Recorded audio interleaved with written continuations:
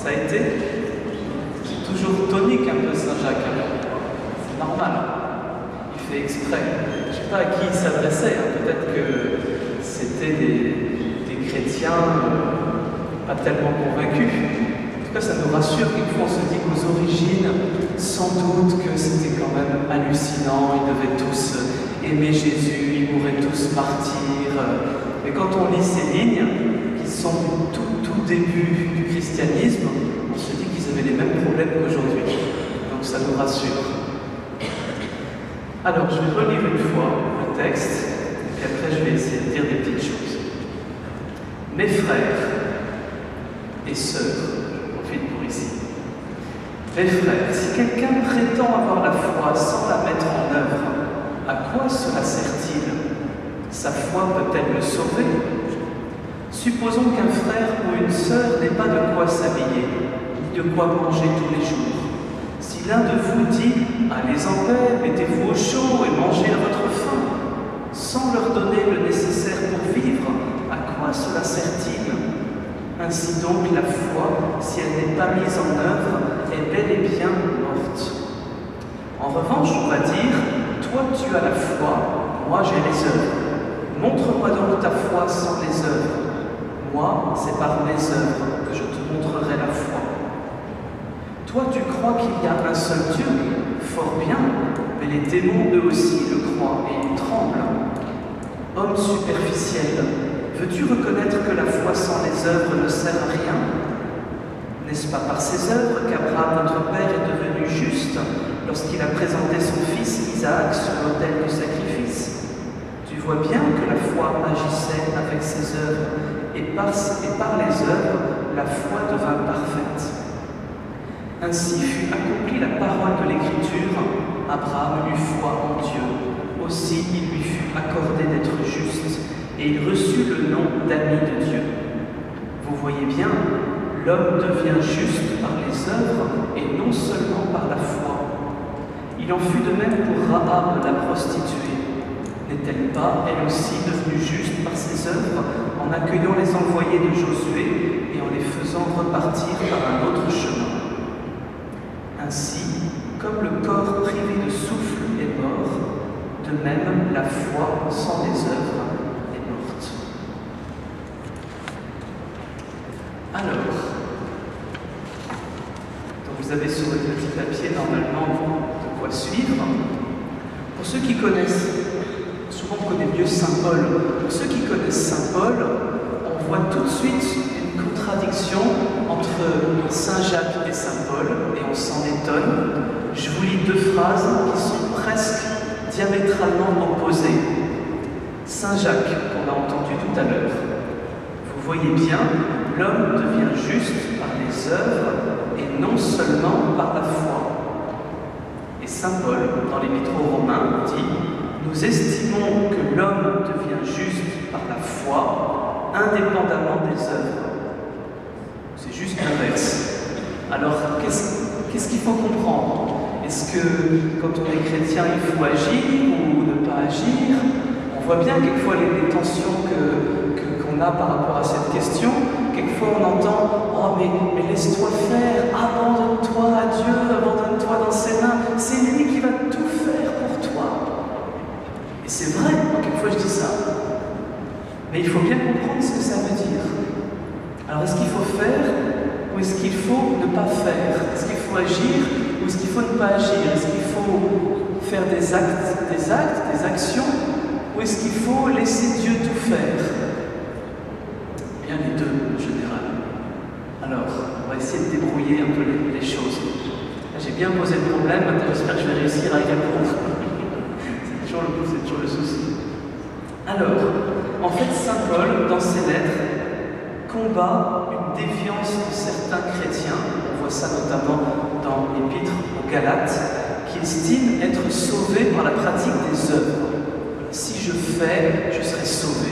Si je respecte la loi à la lettre, je serai sauvé. Et on sait que la loi juive est très précise, il y a plein de choses à faire. Si je fais, je serai sauvé. Et on voit bien que cette vision des choses subsiste encore un peu aujourd'hui. Et ce qu'on n'entend pas encore quelquefois, bon, c'est un peu ancienne mode, mais c'est quand même des choses qui traînent. Voilà. Gagner son ciel. Comme s'il fallait faire, à force de faire, je vais gagner mon ciel. Voilà. Ou sauver son âme. Sauver son âme. Comme si ce n'était pas Jésus qui l'avait sauvé pour nous. Voilà. Ou encore, j'aime bien celle-là, se mettre en règle avec le bon Dieu.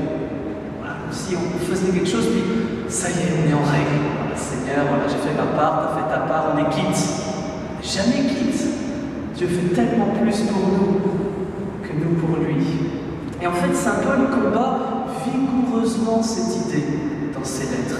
Il nous explique que nous sommes sauvés gratuitement par Jésus, que nous n'avons rien à faire, aucune bonne action pour mériter le salut de Jésus. Il n'y a rien que nous puissions mettre à notre actif en disant « Seigneur, j'ai droit au salut, j'ai droit au paradis, j'ai droit à être sauvé. » Rien que nous puissions faire, parce que notre plus petit acte par rapport à l'immense amour de Dieu, c'est rien du tout.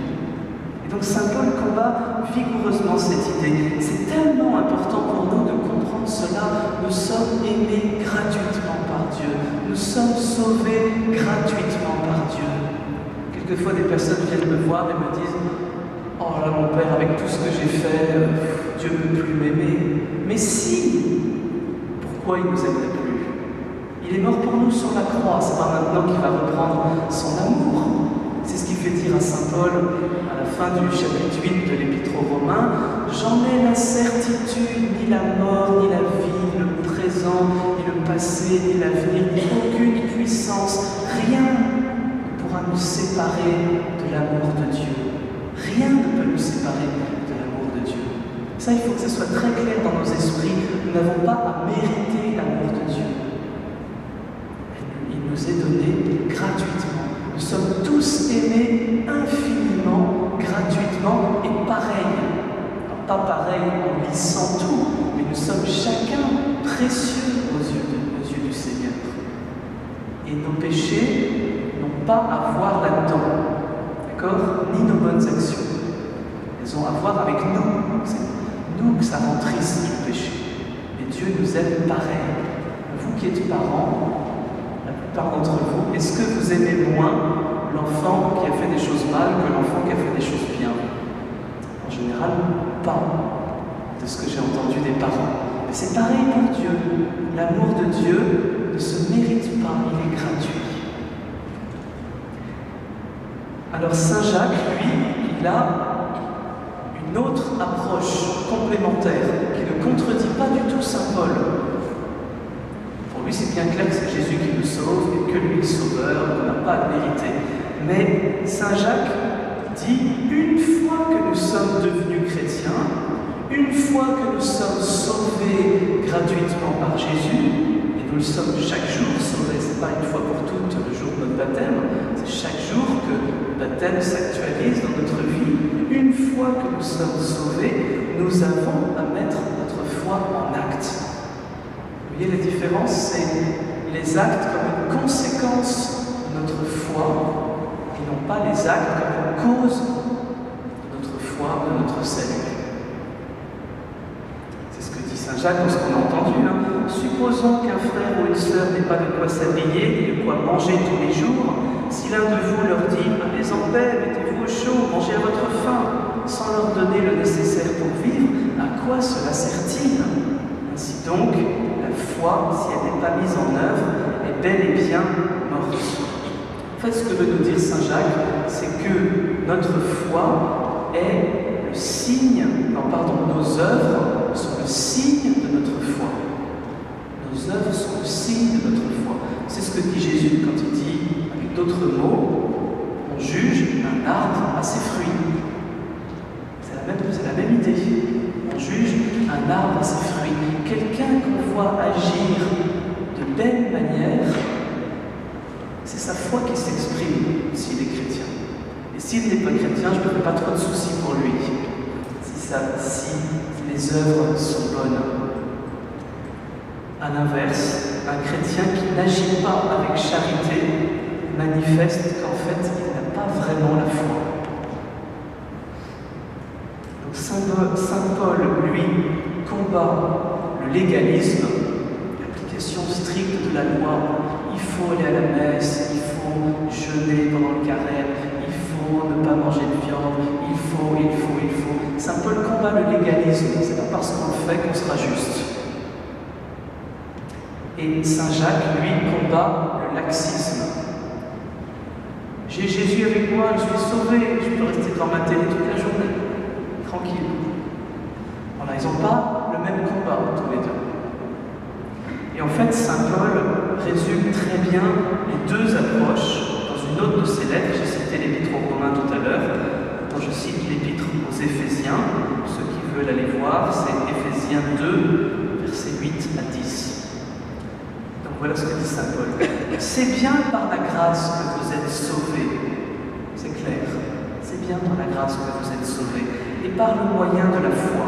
Cela ne vient pas de vous, c'est le don de Dieu. Cela ne vient pas de vos actes. Personne ne peut en tirer orgueil. Ça doit être clair dans notre vie, frères et sœurs, si nous avons la chance d'être chrétiens, si nous avons la chance globalement de ne pas faire trop de mal. Quelquefois les gens disent moi, mon père, je n'ai pas tué, je n'ai pas volé. C'est une grâce, ce n'est pas un mérite de notre part, c'est un cadeau de Dieu qui nous est venu dans le bac du baptême. C'est vraiment une grâce. Saint Paul dit personne ne peut en tirer orgueil. Mais Saint Paul continue, Dieu nous a fait, nous a créés dans le Christ en vue de la réalisation d'œuvres bonnes. Nous avons à mettre ce salut, cette foi en pratique dans des œuvres bonnes, à nous engager pour nos frères et sœurs. Ça va, c'est à peu près clair, ce point-là.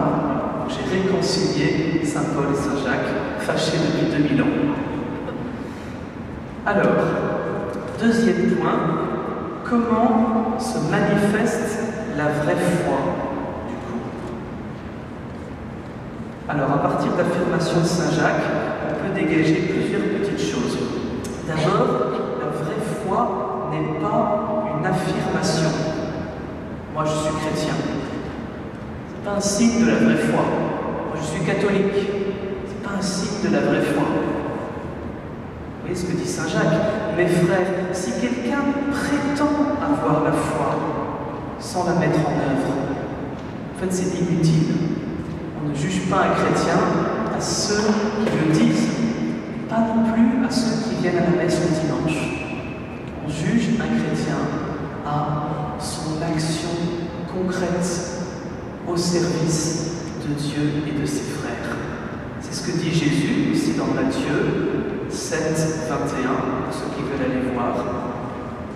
Ce n'est pas en me disant « Seigneur, Seigneur » qu'on entrera dans le royaume des cieux, mais en faisant la volonté de mon Père qui est aux cieux. Prétendre qu'on est chrétien ne prouve pas que nous le sommes. Deuxième point, la foi n'est pas seulement quelque chose qu'on ressent. La foi n'est pas seulement quelque chose qu'on ressent. Je ressens qu'il faudrait faire le bien, je ressens qu'il faudrait m'engager, je sens que c'est important d'aider les pauvres, mais on ne le fait jamais. En tout cas, moi je vois bien que j'ai de belles idées, mais j'ai du mal à les mettre en pratique. Les idées, ça ne sauve pas, dit Saint Jacques. Je relis le même verset. Supposons qu'un frère ou une sœur n'ait pas de quoi s'habiller. À quoi cela sert-il si nous ne le faisons pas concrètement? Ce n'est pas parce que je vis des émotions que je suis croyant. Ce n'est pas parce que j'ai un grand amour pour les pauvres dans mon cœur, si concrètement je ne le fais pas, il y a quelque chose qui manque. Jacques critique le chrétien qui ne va pas au-delà des sentiments pour passer aux actes. Si ma foi ne m'amène pas à partager concrètement avec les autres, elle est sans valeur. Alors une autre chose importante, quand on dit que la foi n'est pas seulement un ressenti, c'est valable aussi pour la prière. Beaucoup de personnes s'inquiètent de ne rien ressentir dans la prière. Alors ça peut vous rassurer, moi non plus. Si ce matin, dans la prière avec mes deux frères prêtres, il y avait un scanner qui avait projeté sur grand écran ce qui s'était passé dans ma tête, ils auraient bien rigolé, les paroissiens qui étaient là. Parce qu'il ne se passait pas grand-chose. La foi n'est pas un ressenti. Alors quand on dit ça, on dit « ouais, mais on n'est pas convaincu ». Alors, j'ai déjà cité ça plusieurs fois, mais quand Sainte Thérèse de l'Enfant Jésus, on n'a pas de doute sur sa sainteté, quand Sainte Thérèse dit « je m'ennuyais tellement dans mes temps de prière que je comptais les piliers de la chapelle », ça nous rassure. Mais Sainte Thérèse, elle mettait en pratique ce que disait Saint Jacques, c'est-à-dire que la foi n'est pas un ressenti. Bon ben je ne ressens rien donc je ne prie pas. Non, elle était fidèle à la prière. Moi ça, c'est quelque chose dont je me rends compte de plus en plus et que je dis de plus en plus et que j'essaie d'appliquer pour moi-même. C'est que dans la prière, 90% du travail est fait quand on a regardé sa montre. J'ai décidé de prier 10 minutes, je prie 10 minutes. Et je peux penser au match de foot de la veille, à la liste de courses du lendemain, aux enfants à aller chercher, un souci que j'ai, avoir des tas de distractions. Ça n'a que peu d'importance. Ce qui compte, c'est de le faire. Parce que quand on prie, j'explique ça aux enfants au catéchisme, je dis, c'est comme quand on branche une prise, quand on branche notre téléphone portable. Il ne marche pas mieux après qu'avant. Mais si à un moment donné on ne le branche plus, il ne marche plus. C'est ça la prière pour nous, c'est qu'on vient prier, on prie chez soi dans un bon fauteuil, on prie en marchant le long de la mer, on ne ressent rien, il ne se passe rien, Jésus ne nous parle pas, on est dans les ténèbres, on ne comprend rien, on ne comprend pas la parole de Dieu. Ça n'empêche pas Jésus d'être venu dans notre cœur pour nous donner tout ce dont on a besoin. La foi, c'est ce deuxième point, n'est pas seulement quelque chose que je ressens. Quand on sait que Mère Teresa a passé 50 ans sans jamais sentir la présence de Dieu, c'est quand même un bon exemple. Un bon exemple et d'engagement immense envers les pauvres et de prière. Quand un jour ses sœurs sont venues dire « Mère Teresa, on n'a plus le temps de prier, il y a tellement de pauvres qui viennent, il faut qu'on réduise les temps de prière pour avoir le temps de s'occuper des pauvres. » Vous connaissez cette réponse. Mère Teresa dit « On ne va pas prier moins, on va prier plus pour pouvoir mieux s'occuper des pauvres. » Troisième chose, la foi n'est pas seulement ce que vous pensez, au sens de ce que vous réfléchissez. Là, je vous cite un petit texte du pape François. Ah non, je l'ai oublié. Bon, c'est pas grave. Vous irez voir. C'est dans sa dernière exhortation sur la sainteté, au numéro 109. Je le cite de mémoire. Le pape François dit « C'est très bien de faire des études sur la Bible, sur la foi, voilà, de réfléchir. Mais si ça ne nous aide pas à nous engager plus concrètement, à mettre plus concrètement l'évangile en œuvre, ça ne sert à rien. » Ça, c'est mes mots à moi, le pape François a dit ça, vous irez lire, mais c'est ça l'idée.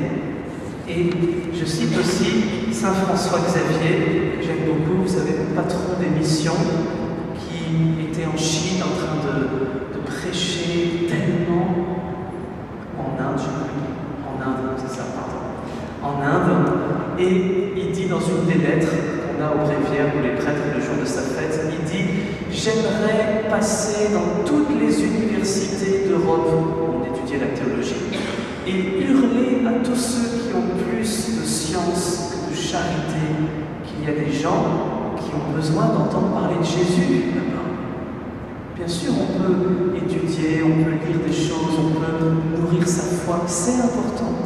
Mais ça doit nous aider à davantage mettre notre foi en pratique. Quatrième chose, la foi n'est pas seulement une croyance. Il est étonnant ce verset de Saint Jacques. Toi, tu crois qu'il y a un seul Dieu, fort bien, mais les démons, eux aussi, le croient, et ils tremblent. La foi, ce n'est pas une connaissance intellectuelle de Dieu.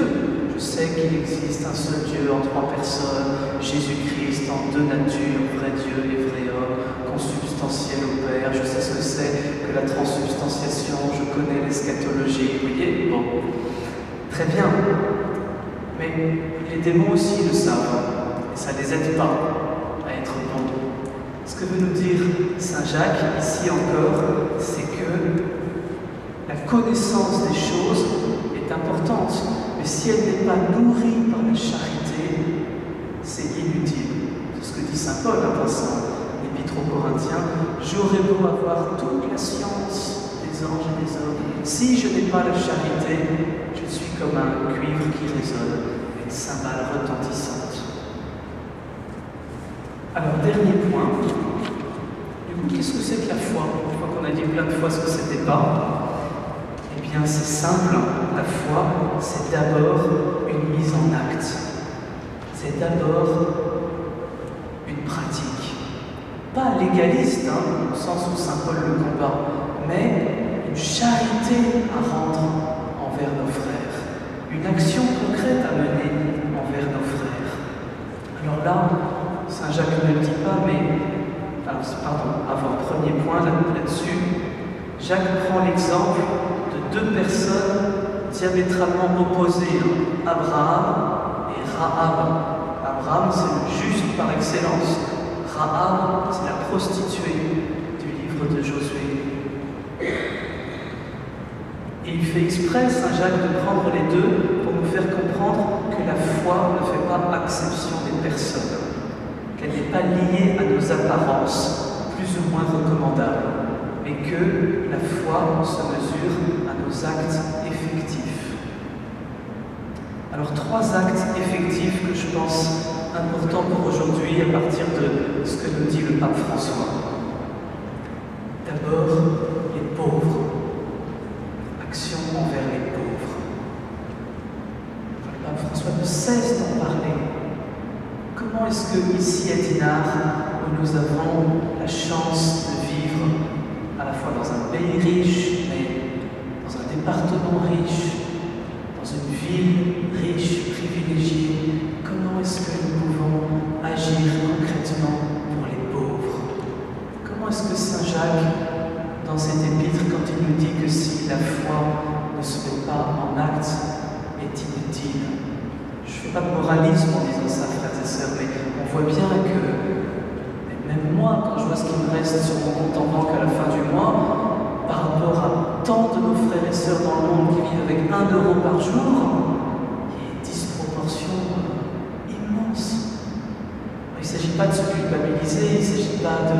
Mais qu'est-ce qu'on peut faire dans ce temps de carême pour les pauvres? Est-ce qu'on ne peut pas donner un peu plus que d'habitude? Concrètement, voilà, ici à Dinard, les 3 personnes qui font la manche le dimanche, est-ce qu'on connaît leur prénom? Est-ce qu'on sait où ils habitent? Est-ce qu'on est allé leur parler? Est-ce qu'un jour on les a invités chez nous? Mais des choses concrètes. Ce n'est pas pour nous mettre en valeur, vraiment, on n'est pas des modèles, mais quelques jours on a invité au presbytère Frédéric qui fait la manche au fond. C'était magnifique, on était hyper heureux de l'accueillir. Qu'est-ce qu'on peut faire concrètement pour aimer et œuvrer pour nos frères pauvres? Deuxième œuvre, l'annonce de l'Évangile. C'est vraiment une œuvre de charité. Moi, je me rends compte de plus en plus combien on a de la chance d'être chrétien. Il y a quelques semaines, je suis allé au chevet d'un défunt avec sa famille pour prier. Et toute la famille était dans la joie, chantait des chants de louange, des cantiques, plaisantait autour du défunt. Ah, qu'est-ce qu'elle nous a apporté, c'était magnifique. Les petits enfants qui étaient là, qui souriaient aussi. On ne se rend plus compte à quel point la foi nous bouleverse notre vie. On a tellement de chance d'être chrétien. Et quand on sait que quand on n'a pas la foi, un deuil, c'est quelquefois mais dramatique. Cette semaine au caté, il y a un petit garçon qui m'a dit: moi, mon papa est mort quand j'avais 6 mois. Et je lui ai dit: mais est-ce que tu sais que tu peux parler à ton papa? Ah bon? Est-ce que tu sais qu'il est là près de toi, qu'il t'aime et qu'il prie pour toi? Ah bon? Et j'ai senti une découverte, quoi. Ça change tout notre foi. Il ne faut pas avoir peur d'en parler, et c'est vraiment une œuvre, au sens où Saint Jacques l'entend, d'aller annoncer l'Évangile à nos frères. Et troisième œuvre, que le pape François ne cesse aussi de nous rappeler, la prière. C'est vraiment une œuvre aussi. Il faut sortir de ce vieux débat, l'engagement ou la prière, l'action ou la contemplation. Dans mon ancienne paroisse, après j'avais fait une homélie sur la prière, il y avait 3 hommes de la paroisse qui étaient venus me voir et qui m'avaient dit « Ouais, ben nous, mon père, c'est plutôt l'action. » Alors j'avais bien compris ce qu'ils voulaient dire, mais en fait, c'est pas l'un ou l'autre, c'est l'un et l'autre, pour 2 raisons. D'abord parce que la prière porte du fruit en elle-même. Quand on prie pour le monde, ça porte du fruit. Regardez le nombre de fois où le pape François a dit « Priez pour moi ». Il ne dit pas « Envoyez-moi des courriers de soutien ». Il dit « Priez pour moi ». Il croit profondément que la prière, faite dans le secret, porte du fruit. On ne sait pas très bien comment ça marche, mais on sait que la prière est une œuvre, et quand on prie, ça porte du fruit. Et pour la deuxième raison, que la prière transforme notre action. Je vois bien que quand je rencontre quelqu'un et que je n'ai pas prié avant, quand je rencontre quelqu'un et que j'ai prié avant, c'est pas du tout pareil. Quand je n'ai pas prié avant, en général, je ressors de là, je me dis Bertrand, n'importe quoi. T'as pas bien écouté, t'as dit n'importe quoi, enfin, ça n'allait pas quoi. Alors, les gens sont contents, ils repartent poliment, en nous souriant, mais on sent bien qu'il y a quelque chose qui n'est pas passé. Alors que quand on prie avant des choses à faire, mais il y a un souffle, il y a ça change tout. Voilà. Les pauvres, l'annonce de l'Évangile, la prière.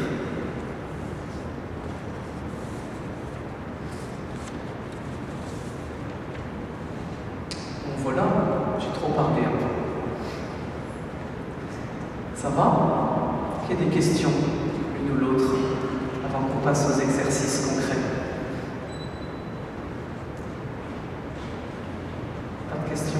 Très bien. Alors, exercice concret qu'on vous propose pour maintenant et puis pour votre semaine. Toujours, c'est que là, on met vraiment en application ce que dit Saint Jacques, c'est que quelquefois on fait des beaux discours, des belles homélies, ou très bien, mais concrètement après, on n'agit pas. Moi, je vois bien, quelquefois j'entends des gens, je lis des choses, je me dis « Ah, c'était beau », et après, il ne se passe rien. Ben, inutile. Dit Saint Jacques. Alors, 3 petits exercices pour mettre concrètement en acte, en œuvre, l'enseignement de Saint Jacques et de Saint Paul aujourd'hui. Premier exercice qu'on vous propose. Ai-je conscience, comme l'enseigne Saint Paul, de combien ma foi me sauve chaque jour, combien j'ai une chance inouïe d'être chrétien? Lister 5 choses qui changent concrètement dans ma vie grâce à ma foi et en rendre grâce. Quelquefois, c'est comme l'air qu'on respire, on se rend compte de ce que la foi vient changer. Et j'ai cité par exemple notre rapport au deuil et à la mort. C'est inouï ce que la foi vient changer. Eh bien, voilà, listez 3, 4, 5 choses que la foi change en vous, peut-être courage, peut-être la joie, peut-être le regard sur telle personne, sur telle situation. Comment la foi nous sauve. Deuxième exercice concret qu'on vous propose. De même que la tentation nous assaille parfois, c'était la semaine dernière, on a plus vu ça, c'est l'esprit du mal qui en est l'auteur, de même l'Esprit Saint, le bon esprit, nous suggère d'agir. Là, ce n'est pas des tentations, plutôt tendance à dire des motions de l'Esprit Saint.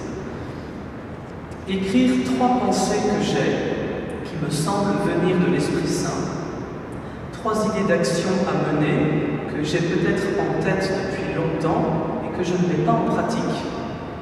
Ça, on a tous ça. Je sais, depuis des années, je me dis qu'il faudrait que je fasse telle chose, et puis je ne le fais pas. Bon, c'est peut-être l'Esprit Saint qui vous le dit, mais il attend que vous le fassiez. Voilà. Cette lettre que vous avez en tête d'écrire depuis longtemps à telle personne avec qui vous êtes un peu fâché, ou ce voisin visité. Un jour, j'ai entendu quelqu'un qui m'a dit ça. J'ai ma voisine, je sais qu'elle voudrait que je la visite, et puis ça fait 6 mois que je ne le fais pas. Bon, faisons-le. Saint Jacques nous dit de mettre en pratique une parole de réconciliation, de correction fraternelle, ou d'encouragement à un proche. Correction fraternelle, c'est important. Si vous vous dites, tiens, j'aimerais bien aller dire ça au Père Bertrand, qu'il a fait, ça ne me semble pas très bien, mais j'ose pas.